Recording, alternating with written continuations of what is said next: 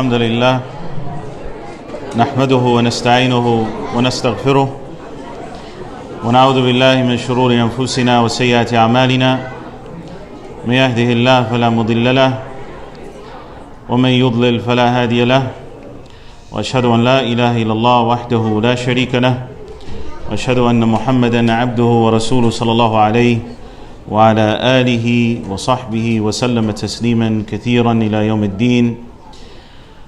أما بعد، Assalamu alaikum wa rahmatullahi wa barakatuh.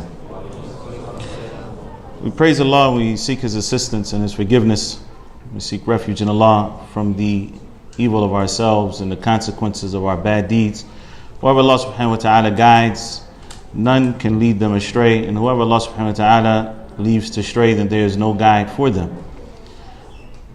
I testify that there is no true deity, no God deserving of worship other than Allah subhanahu wa ta'ala, the creator of the heavens and the earth, who is peerless, Ar-Rahim, Ar-Ra'uf, Al-Ghafur, Al-Wadud, the one who is merciful and beneficent and forgiving and loving subhanahu wa ta'ala. And I testify that Muhammad ibn Abdullah sallallahu alayhi wa sallam is his slave and messenger. This for me is truly a great occasion,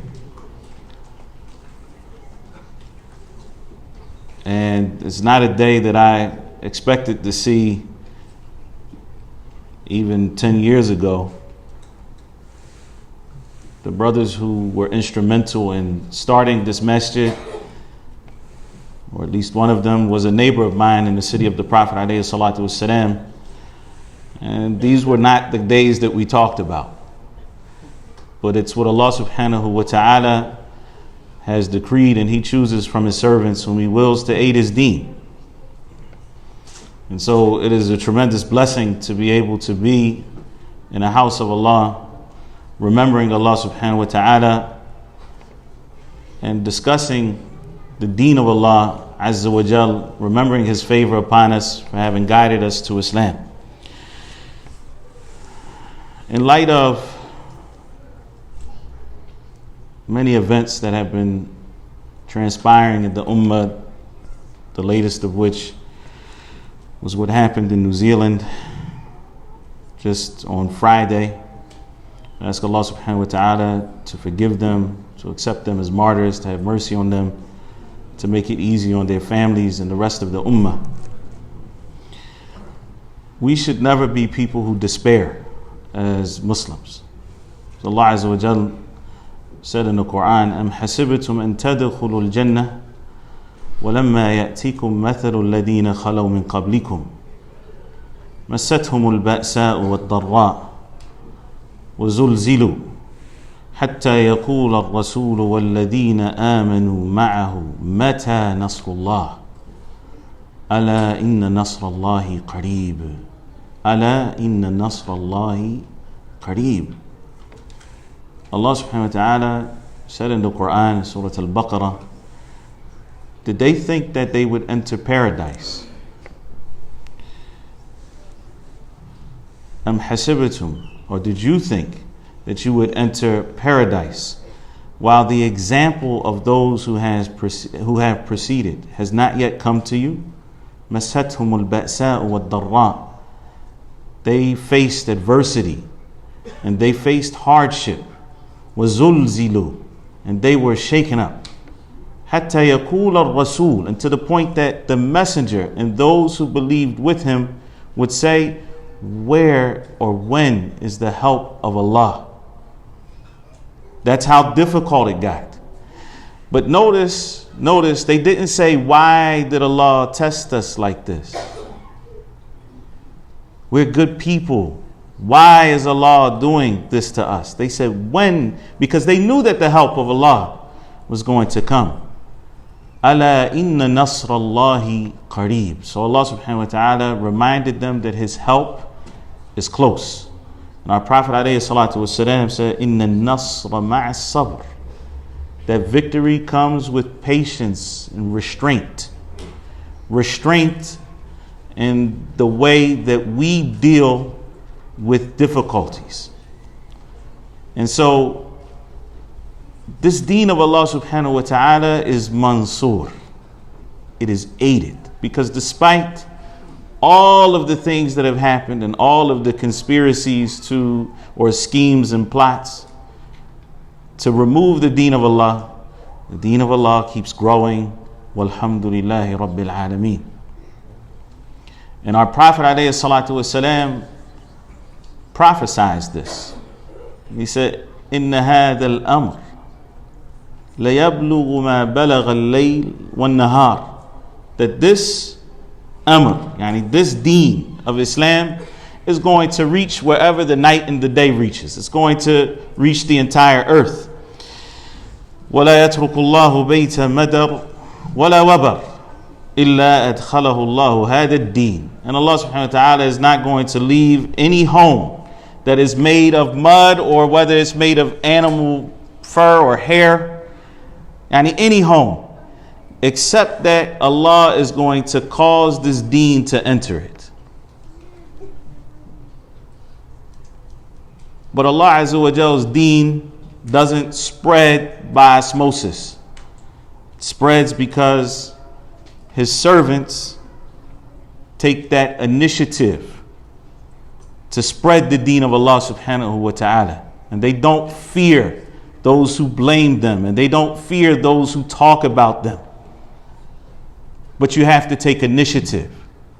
And if you think about the story of Maryam alayhi salam, right after she gave birth to Isa alayhi salam, Allah subhanahu wa ta'ala told her to do something. Who knows what that is? Yes. Shake the palm tree to fall for the dates. Wallah, you made me very happy. Jazakallah khair. I'm happy that the person who answered that question is one of our young ones. He said that Allah subhanahu wa ta'ala told Maryam to shake the palm tree, or the date palm, and that the dates would come falling down from above. Now mind you, anybody in here benching 500 yet? I saw some, almost, mashallah. 400, 300. Let me just ask you this. Can any of you, three at the same time, could you shake a palm tree? A date palm tree. You've seen them if you go on Umrah, for example. You'll see how thick they are. If it was three of you, you would not be shaking a date palm tree. Not to mention a woman who has just given birth and struggled through labor is not going to have that kind of strength to go shake a palm tree. But Allah subhanahu wa ta'ala was teaching all of us a lesson through that. And that is that you take initiative, and the results are up to Allah subhanahu wa ta'ala. But you have to take a step. And so it's important that we realize that Allah Azza wa Jal already promised that this deen is going to spread. What is going to be our role in spreading that deen? Wallahi, we're blessed because Allah subhanahu wa ta'ala chose us to be Muslim. This is a blessing from Allah subhanahu wa ta'ala. In fact, there were some who may have at one point or another behaved as if they were a blessing to Islam. And as a side point, it's very important that each and every one of us, especially those of us who work in the field of da'wah or maintaining masajid or Islamic institutions, that we don't begin to think that we are doing a favor for the deen of Islam. Because we're not.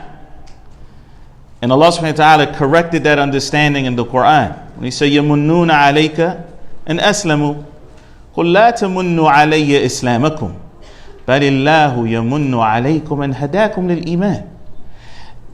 They consider it to be a favor to you, O Prophet alayhi salatu wasalam, that they have accepted Islam. They consider that to be a favor to you. Don't come to me acting as if you becoming a Muslim is a favor to me or it's a favor to the rest of the Muslims. بَلِ اللَّهُ يَمُنُّ عَلَيْكُمْ أَنْ هَدَاكُمْ لِلْإِيمَانِ. But it is Allah who has favored you by guiding you to Iman. By guiding you to Iman. And we should recognize that. And for many of you, you'll only know through the stories of what it was like to not be a Muslim. And then for Allah to have guided you to Iman. Though you may see on a daily basis people who wander aimlessly, they have no point in life.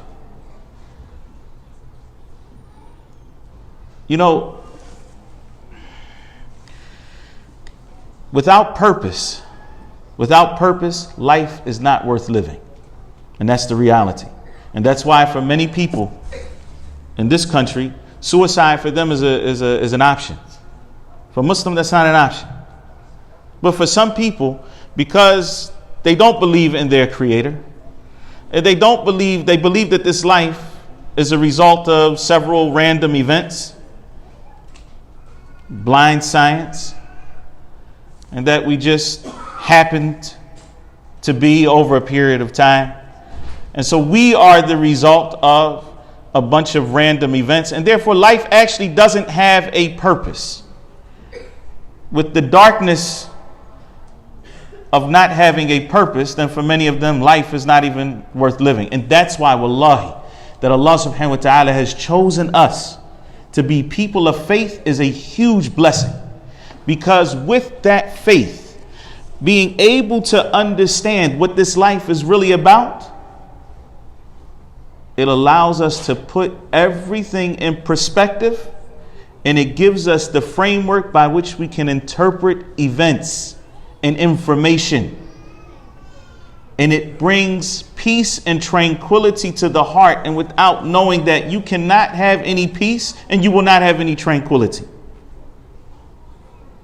That hole, that gap that a person finds in their heart is only filled by knowing the one who created you. Allah bi dhikrillah tatma'innul qulub. It is with the remembrance of Allah that the hearts find tranquility.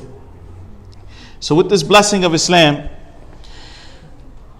it requires from us to work. Just like we would do for anything else that we consider to be a blessing. We work for it. We put forth effort. And Allah subhanahu wa ta'ala has told us in the Quran, and you hear this repeated in every khutbah. Ya ayyuha alladhina amanu ittaqullaha haqqa tuqatihi wa la tamutunna what?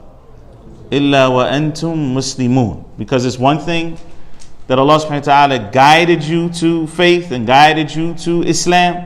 And then there's another thing to live that way and to die upon that way. This ayah where Allah subhanahu wa ta'ala says, "Oh, you believe, have taqwa of Allah, be mindful of Allah, fear Allah as He ought to be feared, keep Him on your mind as you ought to, and do not die except as Muslims." When this ayat was revealed, it was something that was difficult for the ones who heard it, that is the companions of the Messenger alayhi salatu wassalam. Because the reality is that nobody can actually fear Allah and be mindful of Allah as they ought to. Because that means that you obey Him and you never disobey Him. That you remember Him and that you never forget Him subhanahu wa ta'ala. And as the children of Adam, we don't have that ability. But Allah subhanahu wa ta'ala is reminding us of that responsibility. And then Allah Azza wa Jal revealed, فَاتَّقُوا اللَّهَ مَسْتَطَعْتُمْ. Fear Allah and have taqwa of Allah to the best of your ability. And don't die except as Muslims. As the scholars of tafsir have said, don't die except as Muslims. That is actually an instruction from Allah subhanahu wa ta'ala to not live except as Muslims. Because we don't know when we're going to die. وَقَدْ جَرَتْ عَادَةُ الْكَرِيمِ. As Ibn Kathir rahimahullah ta'ala says, that the the norm of Al-Kareem subhanahu wa ta'ala, the noble and honorable one, often translated as generous, is that he causes a person to die the way that they lived. And we're not to die except in the state of Islam. And this was the dua of Yusuf alayhi salatu wassalam. Tawaffani musliman. Cause me to die as a Muslim. Wa alhiqni bis salihin, and put me in with the righteous.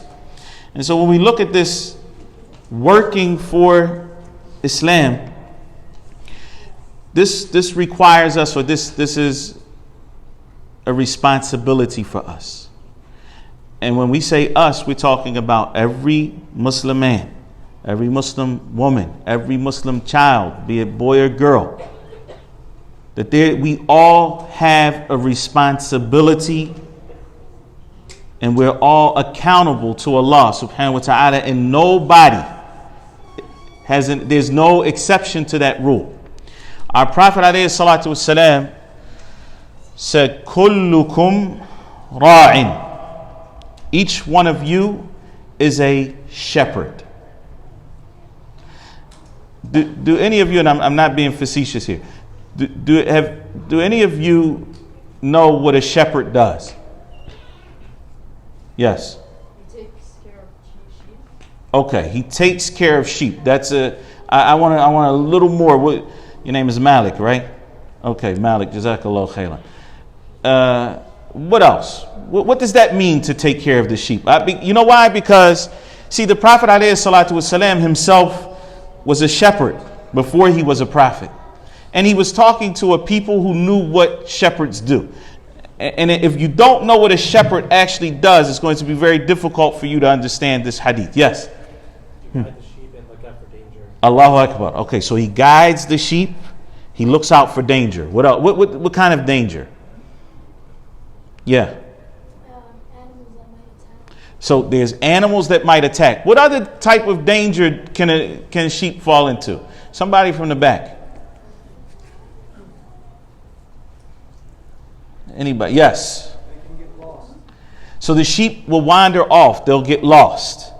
Okay. There's also poisonous plants, and the sheep don't know any better. Because the sheep, honestly, they're not the smartest creatures.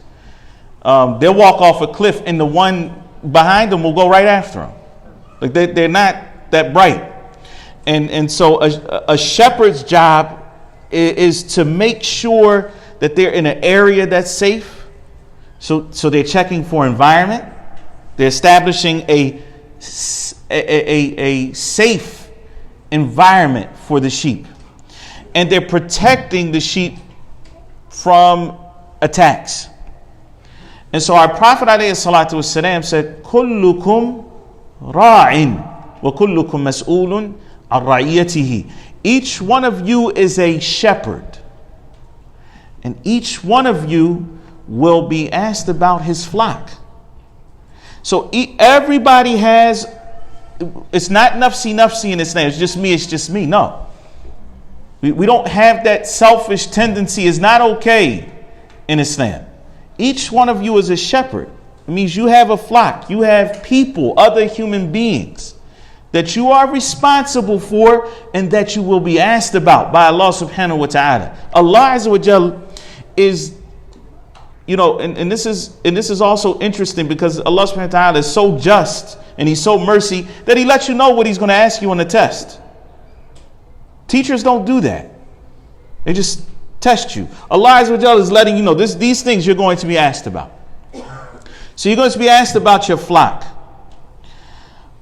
فَالرَّجُلُ Then the Prophet ﷺ begins, he starts off with the Amir and what the Amir is responsible for, the leader of the Muslims as a whole. And then he begins to talk about the man. And that he is ra'in ala ahli baytihi. He is the shepherd of the people in his home. وَهُوَ مَسْئُولٌ عَنْهُمْ. And he is going to be asked about the people in his home. Brothers, this is a responsibility. You're responsible for your home. You're responsible for the things that happen in your home. You're responsible for creating a safe environment in your home across the board. Your children should be safe from you. and you should protect them from anything else. Your wife has to be safe from you, and you have to protect her from any other harm. This is your responsibility. And this is important because we have too many scenarios. And for those who work in the masajid, they know that there are too many scenarios where the problems that are coming in the home are coming from the angle of the husband doing things that he should not do, not following the example of the Prophet alayhi salatu wasalam, who Aisha radiallahu ta'ala anha said about him, sallallahu alayhi wasallam, ما ضرب رسول الله صلى الله عليه وسلم شيئا قط بيده لم رأة ولا خادما. She radiallahu ta'ala anha said that the Prophet sallallahu alayhi wasallam never hit anything with his hand. He never hit anything. He never hit anything with his hand. Then she went on to say, not a woman, not a servant. He didn't hit his wife. He didn't hit his servants. And we know there's plenty of evidence that corroborates that. She said, إِلَّا إِن يُجَاهِدَ فِي سَبِيلِ اللَّهِ, unless it was an active combat defending the religion of Allah subhanahu wa ta'ala. And so the man is the shepherd of his home. And then the Prophet sallallahu alaihi wasallam said, and the woman is the shepherd of her husband's home and his children. Baytihi wa waladi.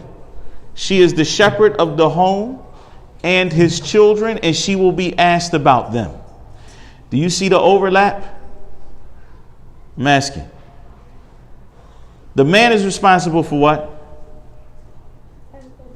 Everybody in the house. The woman is responsible for what? The house and the children. Tahir, isn't the man responsible for the children? And the woman is also responsible for the children, which shows us the importance of our kids, of our children. And for those of you who don't have any children, the younger ones, remember that inshallah, you will also be parents one day. You need to learn this stuff now. You need to learn how important it is to run a household and what that means, and taking care of the children, creating a safe environment for them. Why are we talking about this, and what does this have to do with the topic today? Does anybody know what the topic is, by the way? Usually when you sign up for a class, you know at least what the name of the class is. Does anybody know what our topic is today? Yes. Rules of Islam. No. Yes. Okay, preservation of the next generation. That was the title underneath. What did the title say at the top? Turning point. Okay. So far, do we understand how important our children are? Have we understood that? And that the greatest blessing that we can give them is an environment that is safe. That is both from physical harm and ideological harm. You have to protect your home from those things which may cause your children to leave the values that they need to have to be successful in life. There's nothing besides Islam. I'm talking about not religion, not ideology, not philosophy or anything else that actually communicates purpose in life except for Islam. When I talk about communicate purpose in life, I'm talking about communication from the one who made life. And that's Allah subhanahu wa ta'ala. Nobody else can define purpose except for the one who made the thing. Allah subhanahu wa ta'ala made the universe. He created human beings. He gave us life, and He is the one who defines that purpose. And the only communication that we have from Rabbil Alameen, from the one who created us, is what? What is that communication called? It's called the Quran. It's called the Quran. That is the only communication that we have. It's revelation. And obviously that Quran was lived by our Prophet alayhi salatu wasalam. It was interpreted by him. It was put into practice by the Prophet alayhi salatu wasalam. So let us back up to the children once again, and what our responsibility is to them, because we're talking about preservation of Islam for the next generation. By a show of hands, who here has accepted Islam, meaning that their parents were not Muslim? Raise your hand. MashaAllah. Okay. Tahir, you can put your hands down there. Who has parents that were Muslim but their parents accepted Islam? Anybody? So their grandparents accepted Islam. Okay. MashaAllah. Okay. With that being said, what that means is that down the line, bi'idhnillahi ta'ala, and this has happened throughout history, you'll be able to go back and you'll be able to see, oh, this was a Christian family, this was a pagan, idolatrous family, this wasn't, until that person accepted Islam. And then they married a Muslim and they had Muslim children, and then their children had children. And we've seen this with alhamdulillah throughout the United States. That there was somewhere in the family where there was a turning point, where they went from disbelief in Allah subhanahu wa ta'ala to accepting the deen of Islam. And for those of you who that is not their reality, you probably know other people, just sitting in the masjid, who they became the turning point in their family for Islam. Unfortunately, and we have to be open and we have to talk about real things. Unfortunately, in this very country as well, we have people who have become the turning point, but not for the good. Their grandparents were Muslim, but their parents weren't. And they're not. Nasallahu al-afiyah. Allah subhanahu wa ta'ala protect us from that.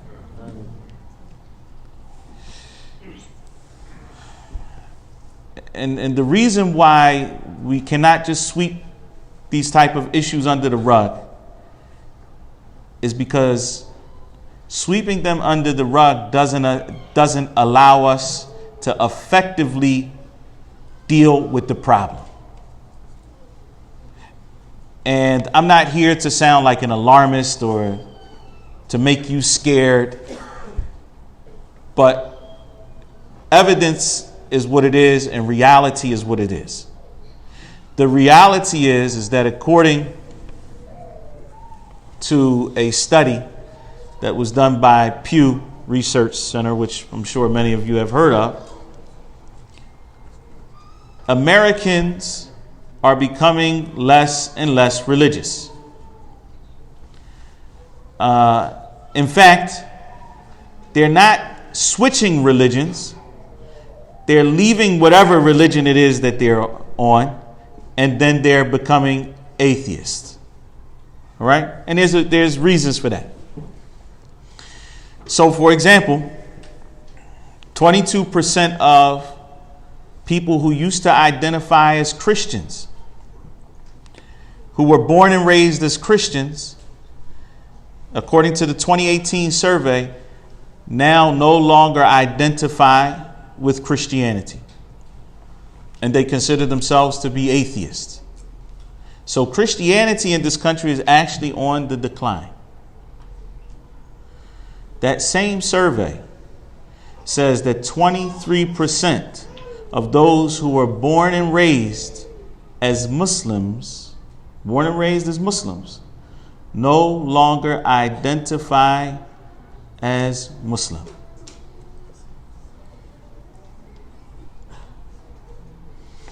Tahir. Now, don't take half the story and go, because it's important for us to understand how Allah Azza wa Jal's deen works. Okay, so how many percent, according to this survey, leave Christianity? Yes, 22%. Okay, now here's the part I didn't tell you. The percentage that convert to Christianity is 6%. So that means their numbers are doing what? Going down. 23% leave, 6% convert. How many are leaving Islam? Yeah, 23%. According to the same survey, how many are converting to Islam? Adults, conversion, 23%. Allah subhanahu wa ta'ala said in the Quran, Wallahi, just listen to this. Ha antum ha'ula'i tuda'una li tunfiqu fi sabilillah. فمنكم من يبخل ومن يبخل فإنما يبخل على نفسه والله الغني وأنتم الفقراء وإن تتولوا يستبدل الله قوما غيركم ثم لا يكونوا أمثالكم. Allahu Akbar. This ayah, Allah subhanahu wa ta'ala says, here you are being called to spend in the cause of Allah. But some of you are stingy. Some of you are misers. You have the ability to spend for the deen of Allah subhanahu wa ta'ala and you don't do so. وَمَنْ يَبْخَلْ فَإِنَّمَا يَبْخَلُ عَلَى نَفْسِهِ فَإِنَّمَا يَبْخَلُ عَنْ نَفْسِهِ. Now, whoever is stingy, it's to his own loss. It's against himself. Why? Because Allah's deen is going to prevail whether you spend your money for it, whether you come to the masjid or you don't. This deen is Allah's deen and He's going to aid it. And so whoever doesn't spend, it's against himself. Wallahu al-ghani. Allah subhanahu wa ta'ala is al-ghani. He is the one who is self-sufficient. He is rich beyond need. He needs no one. وَأَنْتُمُ الْفُقَرَاء. But you are the ones who need. And if you turn away, listen, if you turn away, يَسْتَبْدِلْ اللَّهُ قَوْمًا غَيْرَكُمْ. يَسْتَبْدِلْ قَوْمًا وَإِن تَتَوَلَّوْا يَسْتَبْدِلْ قَوْمًا غَيْرَكُمْ. And if you turn away, Allah will substitute you with a people, with another people, and they will not be like you. They won't be stingy. And so you look at it, 23% go out. And this is a survey not done by Muslims, by the way. This is just their numbers. That's what they came up with.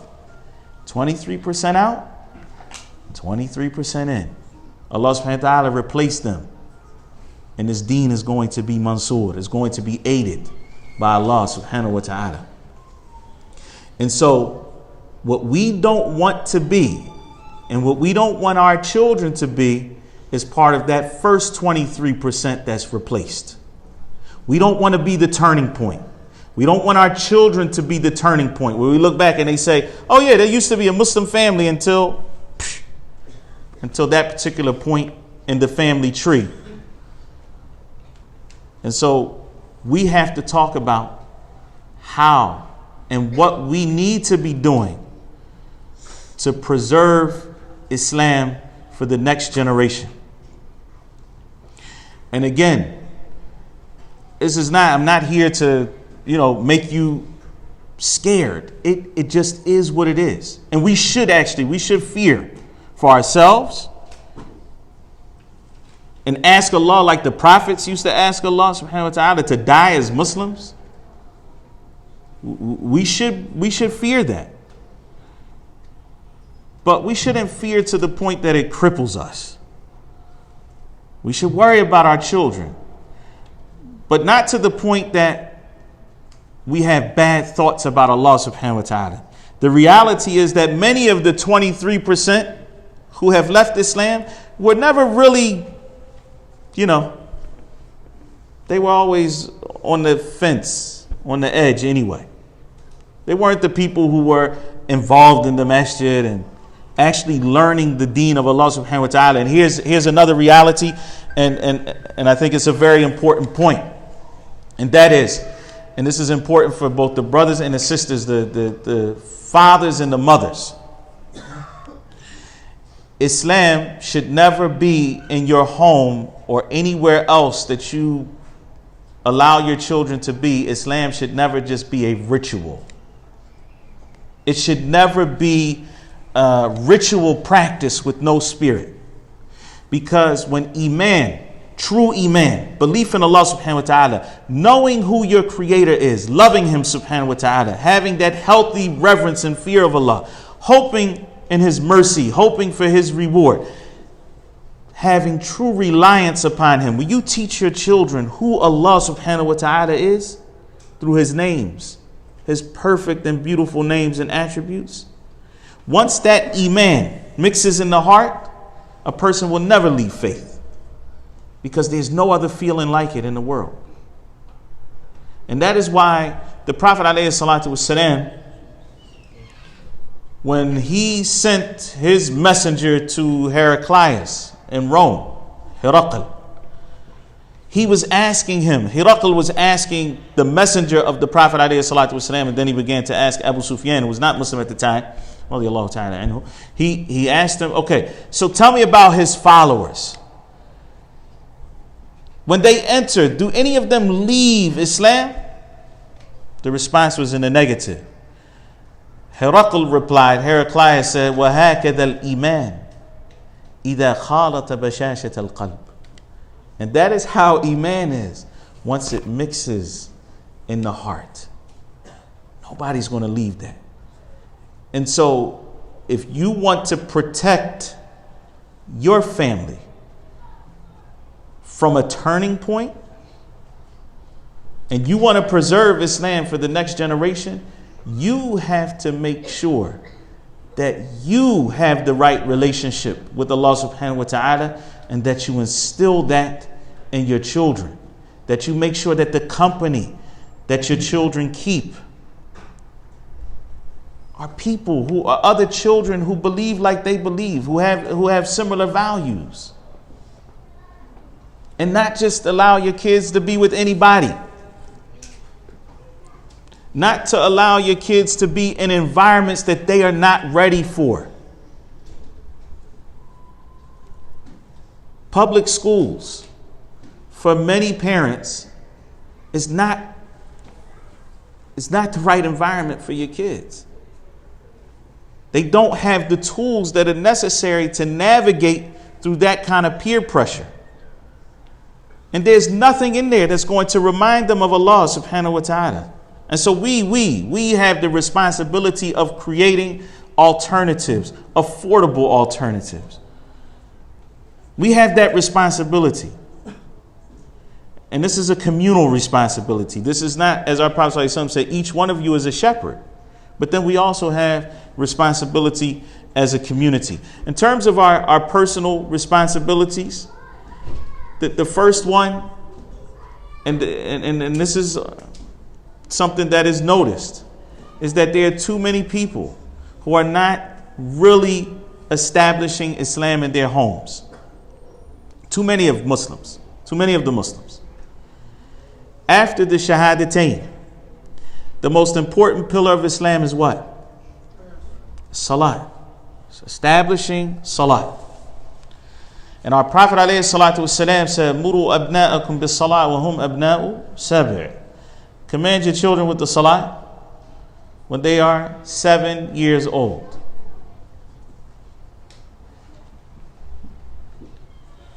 And then they're going to keep praying, and they're going to keep praying. They're 8, they're 9. وَضْرِبُوهُمْ عَلَيْهَا وَهُمْ أَبْنَاءُ عَشْرٍ. And this is from our Prophet ﷺ, who told that at that point, if they're 10 and they're still having problems with the Salah, at that time you begin to discipline them. Not when they're 7. 7, you try to wake him up for Fajr, he's not ready. Okay, you can maybe let it slide a little bit. At 8, you got to be a little more, you got to be firmer. And where are they praying? And are you praying? Or when you're out and about, because we're teaching our kids. So when you're out and about and you're at the mall and Salat comes in and Salat goes out and you haven't prayed, don't think your kids don't see that. More importantly, don't think that Rabbil Alameen doesn't know what you're doing. You see, so we teach our children these lessons. But when you stop and you're a confident Muslim, you're confident, you're comfortable in your own skin, you're okay with who you are, and you value the fact that you are a Muslim, that Allah blessed you with Islam, you're going to pray. And it doesn't matter where you are or how it goes down. Or you're going to stop if you feel like it's a dangerous situation, because maybe some places it is. I'm not from here. I don't know how it works. Where I'm from, we'll pray in the parking lot in the mall, and it doesn't matter. We have one brother stand Sharif, as they say, and the rest of us pray. And the reality is that establishing the Salat is that important. And we want that to go down to our kids, that we're proud to be Muslim. We're thankful that Allah subhanahu wa ta'ala has guided us to Islam. And so we live that. We live that, and we let them see that. But if if you're always acting scared to be Muslim, believe me, your children are slowly internalizing that. You understand this point? The way that we behave as Muslims, our children are internalizing that. And it's important that we, and I'm talking especially to the men here, it's important that we revive chivalry, that we be real men. And it's okay to say that. I know that society, they want to say there's a difference between men and women. Allah subhanahu wa ta'ala created us differently. We're not talking about one being better, we're different. Being a man requires that we have that type of shaja'ah, that we're courageous people. Sahaba radiyallahu ta'ala anhum, Bakr ibn Abdullah al-Muzani rahimahullah ta'ala, he said, كان أصحاب النبي صلى الله عليه وسلم يتبادحون بالبطيخ. The companions of the Prophet sallallahu alaihi wasallam, they used to throw melon skins at each other. They play around, hit the guy in the head with a melon skin. This is the companions of the Prophet alayhi salatu wasallam. The younger ones, of course, because Bakr ibn Abdullah didn't meet the older companions, but they would play around with each other. فَإِذَا كَانَتِ الْحَقَائِقِ كَانُوا هُمُ الرِّجَالِ. But when it came time to get serious, they were the men. The same ones they used to put, they were men. They stepped up to the plate. And they took care of whatever business needed to be taken care of. And so, the way that we deal with our children, the way that we behave, they're going to look at that, they're going to interpret that, and it's very important that we realize this fact, because it's going to help them in the establishment of the deen of Allah subhanahu wa ta'ala, and the establishment of Islam in themselves and in their households and in their communities. So the Salat is important, ikhwan. Salat is important, because too many of us, we have this idea, they're still young. They're still young until how old? 13, 14? And they're still not praying regularly? And then you expect them at 15, because that's when you believe that puberty sets in. You expect them at that point to just automatically start praying. Subhanallah, certain places where the child, for example, is an athlete in a school, Ramadan comes in, and they're like, no, you don't have to fast because, you run track. La hawla wa la quwwata illa billah. Seriously? We've gotten to this level where Islam is just secondary. And sports is first. Fortnite is first. Over Islam. Over what we're supposed to be doing as Muslims. And this is our fault. Because we are actually either allowing it or encouraging it. So we have a personal responsibility to our children. I'm not going to go too far, but Salat in some kind of relationship with the book of Allah subhanahu wa ta'ala. Not everybody is going to be a hafiz of Quran, memorize the entire Quran. That's understandable. The companions they didn't all memorize the book of Allah subhanahu wa ta'ala. They were different specialties. Not all of them were scholars of Islam. Some of them had to do the things that were necessary to provide for the rest of the Ummah. That's fine. but they all had some kind of relationship with the speech of Allah subhanahu wa ta'ala.